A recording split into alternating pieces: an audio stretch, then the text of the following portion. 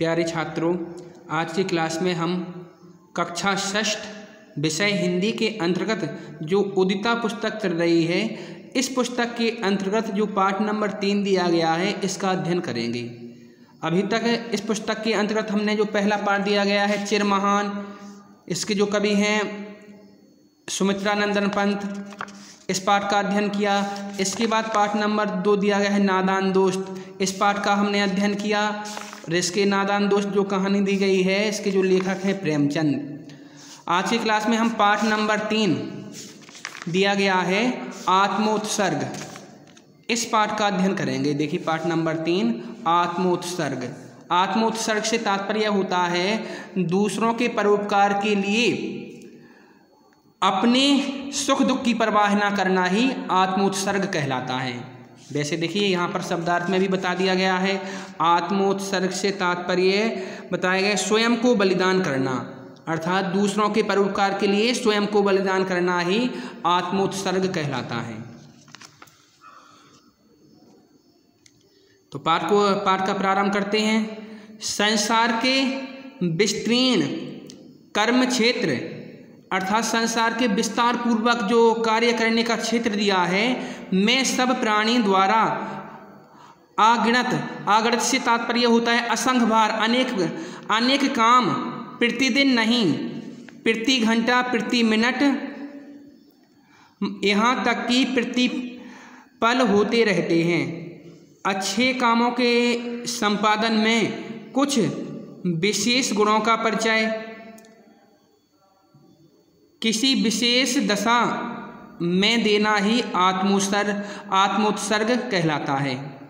अच्छे काम करने में ही आत्मोत्सर्ग किया जाता है। प्रत्येक अच्छे काम के करने में आत्मोत्सर्ग करने की आवश्यकता नहीं होती।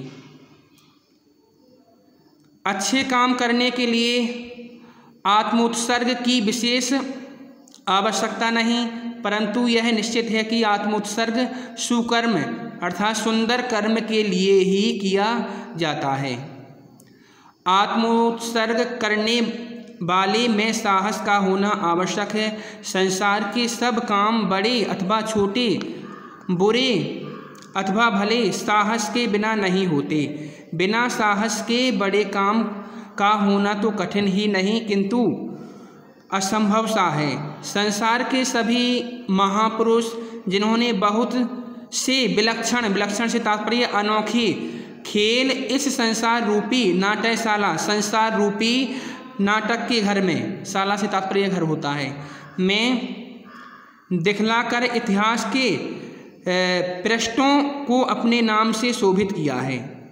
अर्थात इतिहास में उनके नाम शोभित हो रहे हैं और आज भी लिए जा रहे हैं। साहसी थे, बिना किसी प्रकार का साहस दिखलाए किसी जाति या किसी देश का इतिहास ही नहीं बन सकता। अपने साहस के कारण ही अर्जुन, भीम, भीष्म, अभिमन्यु आदि हमारे हृदयों में जागृत हैं। आल्पस पर्वत के विशाल शिखरों को पार करने वाले हनीबाल और नेपोलियन का नाम वीरवरों के शुभ नामों के साथ केवल उनके अतुलनीय साहस के कारण ही लिया जाता है। यह साहस का ही प्रभाव था जिसने तैमूर ऐसे लंगड़े को, बाबर ऐसे सैकड़ों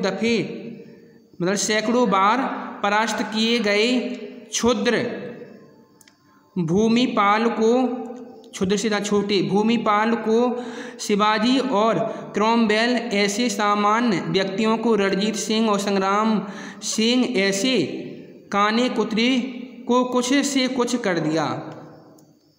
आत्मोत्सर्ग करने वाले मनुष्य का साहसी होना तो परमावश्यक है, परंतु साहसी मनुष्य का आत्मोत्सर्गी होना आवश्यक नहीं है, क्योंकि केवल साहसी प्रकट करना आत्मोत्सर्ग नहीं कहलाता। सूर्यवंश के क्रूर कर्मा बादशाह मोहम्मद आदिल पर भरे दरबार में कितने सिरों और धड़ों को धरनी पर गिराकर एक मुसलमान युवक ने आक्रमण करने का असीम साहस प्रकट किया था। कारण यह था कि बादशाह ने उसके पिता की जागीर जब्त कर ली थी। इसी से उक्त युवक ने इतने साहस का काम किया। युवक मारा गया। उसने साहस और उसकी निर्भीकता का कुछ ठिकाना नहीं है, परंतु क्रोधांश अर्थात क्रोध के वश में होकर स्वार्थवश ऐसा साहस करने से युवक का यह कार्य किसी प्रकार प्रशंसनीय नहीं कहा जा सकता। इस प्रकार का साहस चोर और डाकू भी कभी कभी कर गुजरते हैं। राजे महाराजे भी अपनी कुतिष्ठ अर्थात बुरी इच्छाओं को पूर्ण करने के लिए कभी कभी इससे भी बढ़कर साहस के काम कर डालते हैं। ऐसा साहस नीच श्रेणी का साहस है। मध्यम श्रेणी का साहस प्रायः शूरवीरों में पाया जाता है। वह उनके उच्च विचारों और निर्भीकता को भली भांति प्रकट करता है। इस प्रकार के साहस वाले मनुष्यों में बेपरवाही और स्वार्थहीनता की कमी नहीं होती, परंतु उनमें ज्ञान की कमी अवश्य पाई जाती है। अकबर बादशाह के पास 2 राजपूत नौकरी के लिए आए। अकबर ने उनसे पूछा कि तुम क्या काम करते हो, तो वे बोले जहाँ पनाह करके दिखलाएं या केवल कहकर। तो बादशाह के करके दिखलाने की आज्ञा दी। तो राजपूतों ने घोड़ों पर सवार होकर अपने अपने बर्छे संभाले और अकबर के सामने ही एक दूसरे पर वार करने लगे। थोड़ी देर बाद वे एक दूसरे पर बेतरह टूट पड़े और बादशाह के देखते देखते दोनों घोड़े से नीचे आ गिरे और मरकर ठंडे हो गए। इस प्रकार का साहस निसंदेह प्रशंसनीय है, परंतु ज्ञान की आभा की कमी के कारण निस्तेज या प्रतीत होता है, अर्थात तेज रहित प्रतीत होता है। आज की क्लास में हम इतने ही पाठ का अध्ययन करेंगे। सभी छात्र दोबारा से जितना पाठ पढ़ाया गया है इतने पाठ को दोबारा से पढ़ेंगे। धन्यवाद।